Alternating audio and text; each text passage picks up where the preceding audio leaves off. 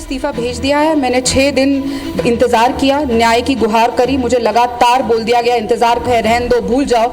यहाँ के साफ साफ बोल दिया गया तुम्हें न्याय नहीं मिलेगा, कुछ नहीं होगा।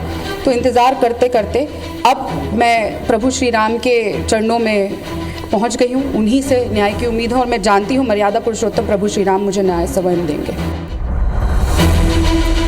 ये वही राधिका खेड़ा है जो 22 सालों से कांग्रेस पार्टी के साथ खड़ी रही। छात्र राजनीति से ही कांग्रेस की विचारधारा के साथ जिन्होंने पार्टी के लिए हर मोर्चा पर कदम ताल किया, रविवार को कांग्रेस को अब ये अलविदा कह चुकी हैं। कांग्रेस अध्यक्ष मल्लिकार्जुन खड़गे को भेजे अपने इस्तीफे में उन्होंने पार्टी की नीति और नियत पर सवाल खड़े कर दिए। खास बात यह है कि राधिका ने भी पार्टी को अलविदा कहने वाले बाकी कांग्रेस प्रवक्ताओं की तरह ही कांग्रेस को राम विरोधी साबित करने की कोशिश की। राधिका ने कहा कि वो अयोध्या में राम मंदिर में श्री राम लला के दर्शन से खुद को रोक नहीं पाई और इसके बाद ही पार्टी के भीतर हर स्तर पर उन्हें निशाने पर लिया जाने लगा। राधिका ने कहा कि वो लड़की हैं और लड़ सकती हैं और अब भी वो वही कर रही हैं। आदिकाल से लेकर आज तक ये सत्य है, कटु सत्य है कि जब जब किसी ने धर्म का साथ दिया है तो उसका विरोध हुआ है। चाहे हिरण्यकश्यप जी हो, चाहे रावण से लेकर कंस तक, ये सब उदाहरण है कि किस तरीके से जब जब धर्म का साथ दिया जाता है तो उन लोगों का विरोध किया जाता है।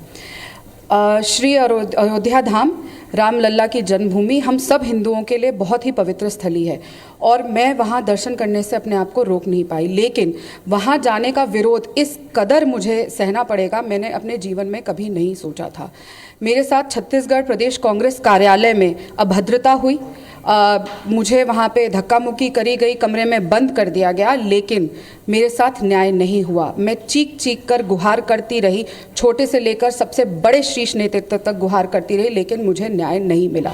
पार्टी अध्यक्ष खड़गे के नाम लिखे पत्र में राधिका ने पार्टी के भीतर भेदभाव के भी आरोप लगाए हैं। मैं अभी इसी बात पे कायम रहना चाहूँगी क्योंकि एक बहुत ही संवेदनशील मुद्दा है और मैं बहुत परेशान हूँ, बहुत दुखी हूँ, बहुत ही अंदर से, और मेरे को इस बात को बोलने में और बहुत पीड़ा से इस समय गुजर रही हूँ क्योंकि एक बहुत भारी मन से मैं इस्तीफा दे रही हूँ। आज 22 साल मैंने जहाँ दिए हैं, जिस विचारधारा के लिए मैं लगातार लड़ी हूँ, न्याय के लिए और लोगों की न्याय के लिए बात करती हूँ।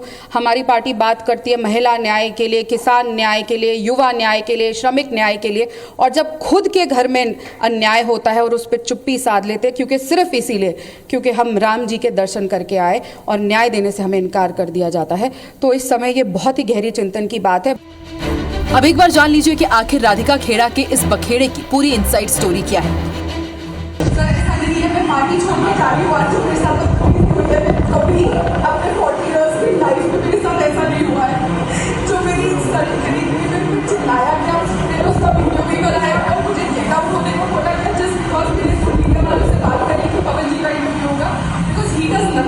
जब उससे बात करती हूँ मेरे चिल्लाता है कंटिन्यूसली, मैंने आपको पहले भी बताया था, मैं पार्टी से भी इस्तीफा दे रही हूँ, I am leaving the party. दरअसल 30 अप्रैल को राधिका खेड़ा राजीव भवन में नेताओं से चर्चा कर रही थी। पीसीसी संचार प्रमुख सुशील आनंद शुक्ला ने इस पर आपत्ति जताई। राधिका खेड़ा के प्लानिंग करने पर नेताओं को फटकार तक लगाई, जिसके बाद प्रदेश कांग्रेस नेताओं और राधिका खेड़ा के बीच जमकर बहस हुई। 1 मई को राधिका खेड़ा ने ट्वीट कर अपमान पर दुख जताया। भाजपा नेताओं ने कांग्रेस की रीति नीति पर सवाल उठाए। मामला सुलझाने के लिए 3 मई को राजीव भवन में छत्तीसगढ़ कांग्रेस के प्रदेश अध्यक्ष ने राधिका खेड़ा से 3 घंटे तक घटना के बारे में पूछताछ की, लेकिन सुलह की कोशिश नाकाम रही और 5 मई को राधिका खेड़ा ने कांग्रेस से इस्तीफा दे दिया। खेड़ा का पूरा बखेड़ा जिस राजीव भवन में शुरू हुआ था, आज फिर हम वहां पहुंचे जहां इस पूरे विवाद के मुख्य किरदार छत्तीसगढ़ के संचार प्रमुख सुशील आनंद शुक्ला मौजूद थे।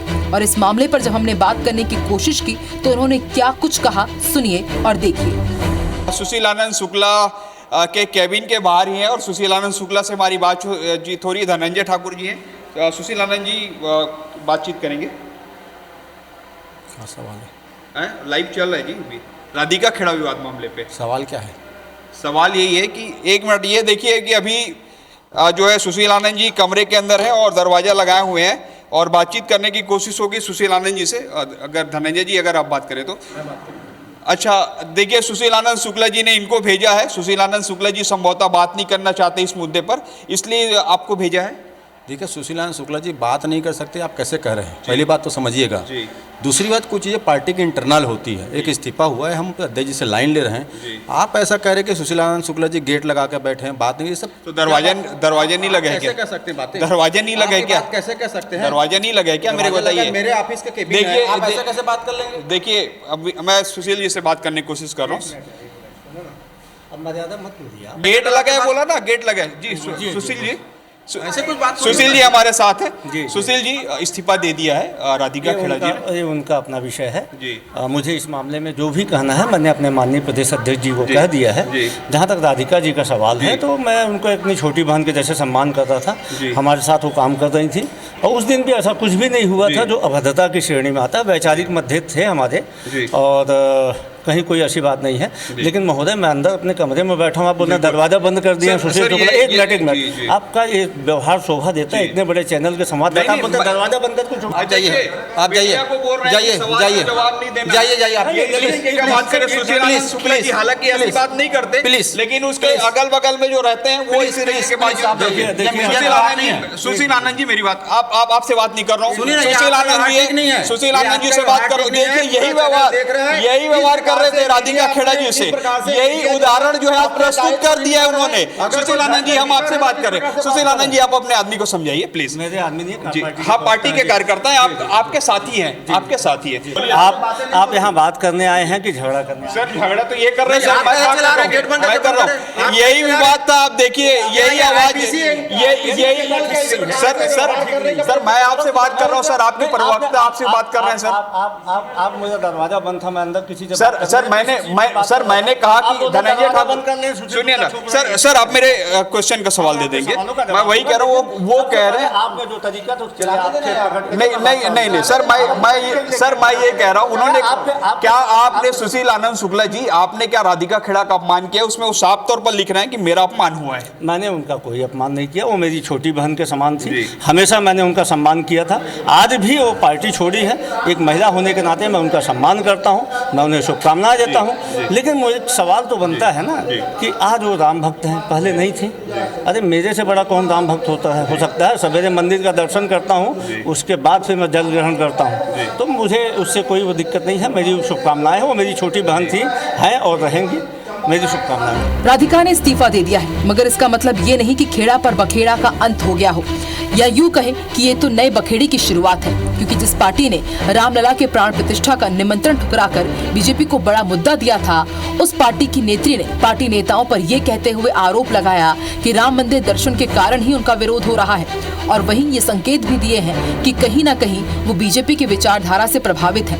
तो अब सवाल यही है कि क्या वो भी कांग्रेस छोड़ने वाली बाकी प्रवक्ताओं की तरह बीजेपी में डेरा डालने वाली हैं? इस पूरे मामले में जोरदार सियासत हो रही है, राजनीतिक भूचाल आया हुआ है। इस पूरे मुद्दे पर छत्तीसगढ़ के मुखिया विष्णुदेव साई क्या कह रहे हैं, वो भी आप सुनिए। इस तरह से अपमानित हुई अपने लोगों के द्वारा कि रो रो के बुरा हाल हो गया उसका। और ये नारी न्याय की लोग बात करने वाले लोग, इनके कथनी और करनी में जमीन आसमान का फर्क रहता है। और इसी कारण से आज कांग्रेस की जो दुर्गति हो रही है, एक छत्र शासन करने वाले लोग 55-60 साल तक आज ये लोग विलुप्त होते जा रहे हैं। राष्ट्रीय अध्यक्ष माननीय खड़गे जी को चिट्ठी लिखे है, और ये तो उनका व्यक्तिगत निर्णय है। रही बात राम मंदिर, तो कोई भी जा सकता है, देश का हर नागरिक जा सकता है। ये घर परिवार की बात था, तो इसको किसी जाति या धर्म से या किसी मंदिर से जोड़ के नहीं देखना चाहिए। मैंने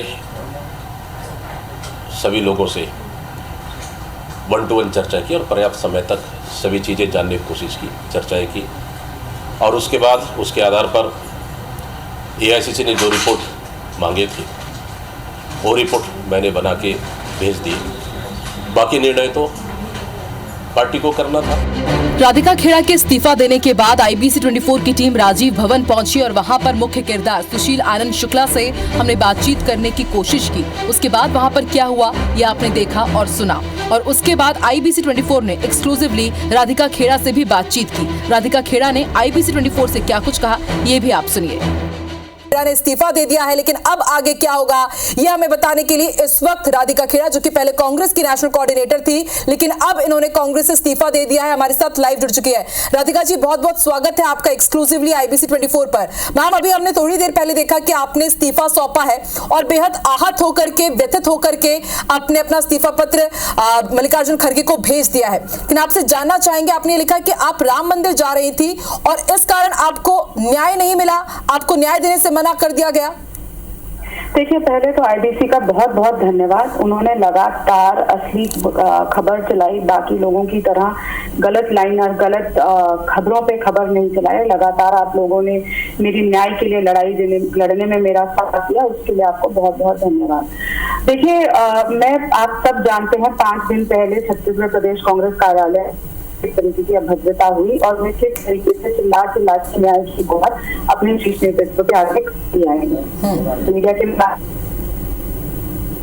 और मैंने हर कोशिश करी, लेकिन मुझे न्याय नहीं दिया गया। 25 अप्रैल को मैं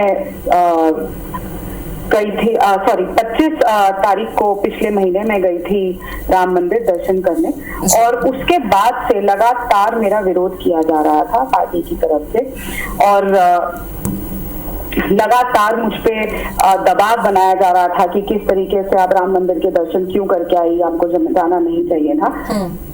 इसकी सजा मुझे इस तरीके से मिलेगी कि जब मैं न्याय मांगूंगी और मुझे न्याय नहीं दिया जाएगा, ऐसा मैंने नहीं सोचा था।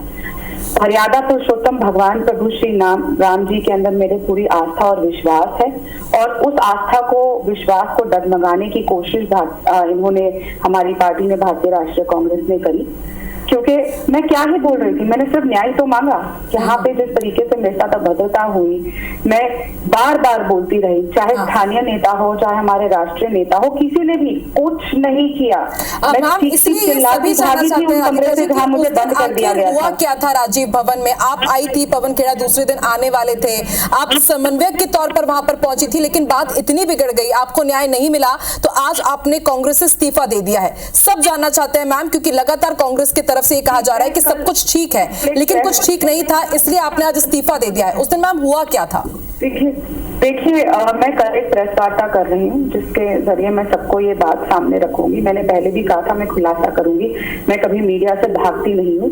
तो कल मैं इस बात का सब कुछ सबके सामने रखूंगी कि आखिर हुआ क्या था और किस तरीके से मेरे साथ क्या किया गया। लेकिन आप लोग अच्छे से जानते हैं, मैंने एक बार भी पार्टी के नियमों का उल्लंघन नहीं किया। जब कार्रवाई, मैंने कहा कि कार्रवाई होनी चाहिए, पवन जी भी आए, मैंने तब भी उनको लगातार कहा कि मैं तब तक नहीं आऊंगी और मैं कोई मीडिया से बात नहीं करूंगी जब तक मुझे न्याय नहीं दिया जाएगा। लेकिन 6 दिन हो गए, न्याय का इंतजार मैं करती जा रही हूँ और मुझे चुप रहने को कह दिया गया। मुझे बार बार कहा कि तुम ट्वीट मत करो, तुम मीडिया से बात मत करो, तुम बाहर मत निकलो, और यहाँ तक कि एक बड़े नेता ने, छत्तीसगढ़ के शीर्ष नेता ने, तो मुझे छत्तीसगढ़ छोड़ने तक को कह दिया। उसका भी खुलासा मैं बहुत जल्द कल करूंगी सबके सामने।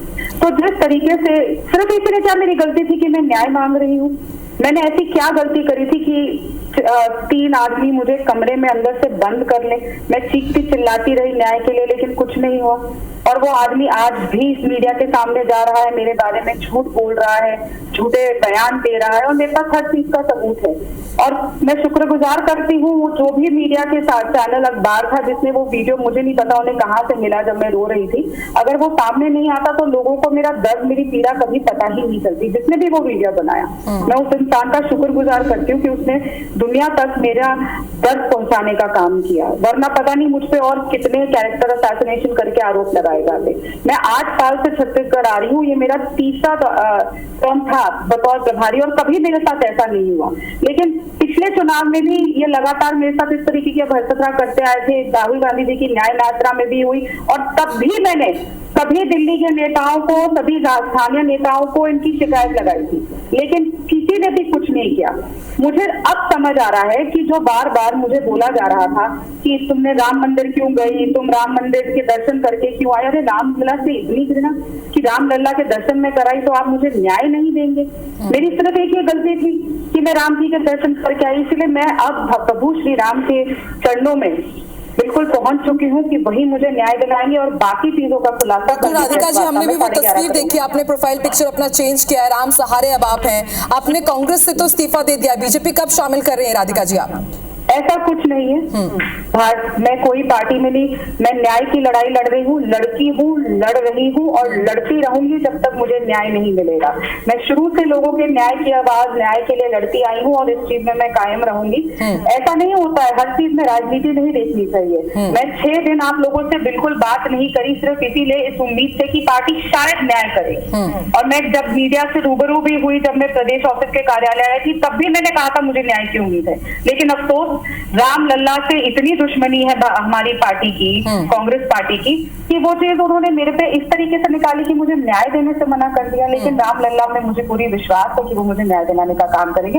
आपका बहुत बहुत धन्यवाद। मैं आगे की बात कल अपनी प्रेस वार्ता के बाद। राधिका जी, आपने बताया कि 6 दिन से आप परेशान होती रही, आपने भूपेश बघेल को कॉल किया, पवन खेड़ा जी भी इधर आए और उसी दौरान चिरमिरी में प्रियंका गांधी की भी सभा होती है, एआईसीसी ने बाकायदा सफाई भी मांगी। तो क्या इतने दिनों में आपके पास किसी भी सीनियर लीडर का फोन नहीं आया कि आपको दिलासा देने के लिए या आपको आश्वासन दे कि आपके साथ सब कुछ ठीक होगा? कोई आज मेरे को जो फोन आए, मुझे धमकाया गया, डराया गया और बोला गया कि तुम चुप रहो, कुछ नहीं बोलोगी, कोई न्याय नहीं मिलेगा। और क्या आप एफआईआर भी करवाने का सोच रही है मैम? मैं बाकी की चीजों का खुलासा कल करूंगी। मैं क्षमा चाहती हूँ, मेरी अभी मानसिक स्थिति ऐसी नहीं है कि मैं ज्यादा बात कर सकूं, लेकिन क्योंकि आईबीसी ने मेरे लिए इतनी न्याय की लड़ाई लड़ी, इसीलिए मैं आपके साथ जुड़ी। कल मैं 11:30 बजे प्रेस वार्ता करूंगी, उसके बाद फिर मैं सारे सवालों का जवाब